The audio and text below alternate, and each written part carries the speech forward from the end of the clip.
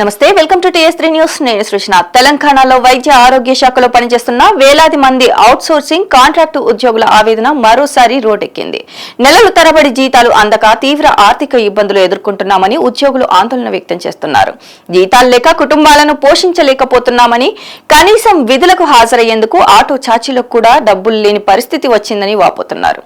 తమ న్యాయమైన డిమాండ్ల సాధన కోసం Telangana medical and health outsourcing contract employees ఆధ్వర్యంలో మహాధర్నా చేపట్టారు. 4 నెలలుగా జీతాలు అందక తీవ్ర ఇబ్బందులు ఎదుర్కొంటున్నామని Telangana medical and health outsourcing contract ఉద్యోగులు ఆవేదన వ్యక్తం చేశారు. ప్రభుత్వం ప్రకటించిన వేతనం 15,600 అయినప్పటికీ తమకు కేవలం 11,000 అందుతున్నాయని, మిగిలిన మొత్తంపై ప్రశ్నిస్తే వివిధ కోతల పేరుతో సమాధానాలు చెప్తున్నారని ఆరోపించారు. జీతాలు ఆలస్యం కావడంతో ఇంటి అద్దెలు, పిల్లల చదువులు, నిత్యావసర ఖర్చులు నిర్వహించడం కష్టంగా మారిందని చెప్తున్నారు. గత కొన్నేళ్లుగా వేతనాల్లో ఎలాంటి పెంపు లేకపోయినా ధరలు మాత్రం విపరీతంగా పెరిగాయని పేర్కొన్నారు.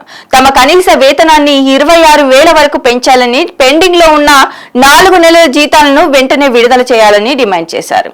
అయితే అవుట్ సోర్సింగ్ విధానంలో జరుగుతున్న కోతలను అరికట్టి ఉద్యోగ భద్రత కల్పించాలని ప్రభుత్వాన్ని కోరారు. సమస్యలు పరిష్కరించకపోతే రాష్ట్ర వ్యాప్తంగా ఉద్యమాన్ని మరింత ఉధృతం చేస్తామని హెచ్చరించారు.